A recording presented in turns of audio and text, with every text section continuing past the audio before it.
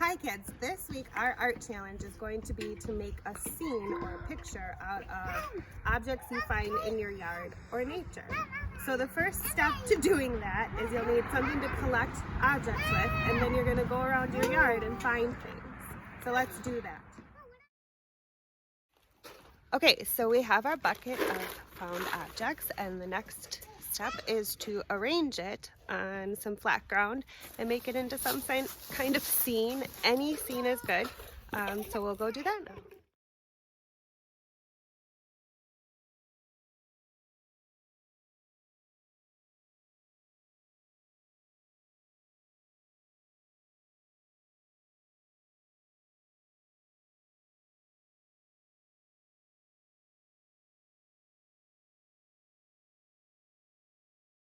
Okay, so that's all there is to it. You're going to arrange your found objects into a cool picture and take a picture and make sure you share it with me because I can't wait to see what you're doing. And I miss you guys all very much, and have a good week.